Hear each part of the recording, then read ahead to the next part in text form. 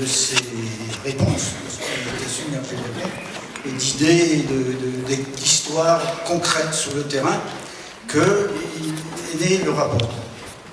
C'était un rapport qui portait sur un certain nombre de transformations à court terme et à moyen terme, structurelles, et dans tous les domaines de la vie sociale d'un jeune.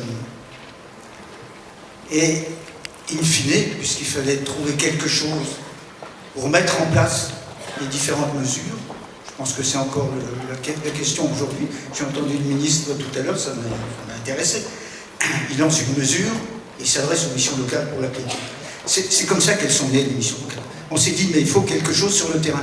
Or, ce que nous disaient tous les gens du terrain, c'était, nous on veut faire ça, mais alors surtout pas un truc national. C'est possible chez nous, ça ne veut pas dire que c'est possible partout. Par conséquent, il faut rester dans la proximité des jeunes. C'est le seul moyen d'avoir une relation individuelle avec eux, une relation suivie. Et il faut rester dans un territoire limité.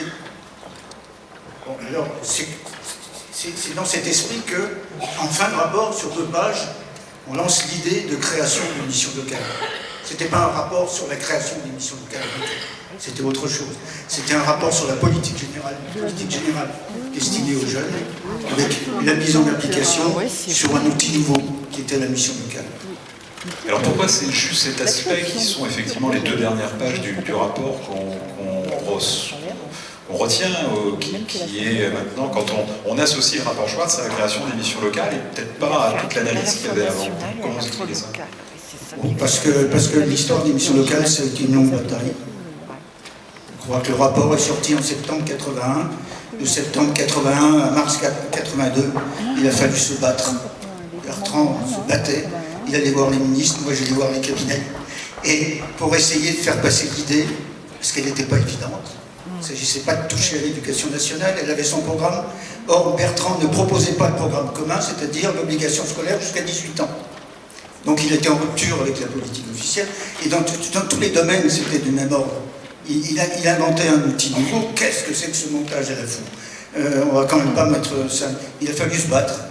Et puis, si elles sont nées, les missions locales, c'est parce qu'il y a quelques élus locaux qui ont compris, qui sont venus voir Bertrand, que Bertrand est allé voir parce qu'il les connaissait, et qui leur a dit, c'est sur vous que ça repose. Alors battez-vous et essayons ensemble de monter quelque chose qui sera le prototype. Et c'est à partir de réalisations de ce type.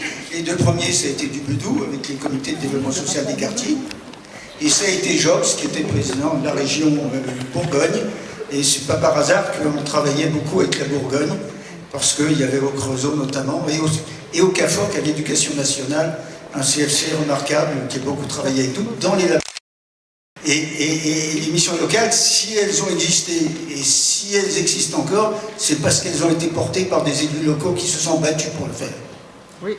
Je pense qu'on parle beaucoup, là, cet après-midi, on a beaucoup parlé de la professionnalisation, etc. C'est vrai, c'est important. Mais là où les missions locales ont tenu, sont encore et se préparent à demain, c'est là où il y a des élus qui s'impliquent, qui mouillent la chemise pour soutenir les équipes et leur maintenir l'espoir. Alors justement,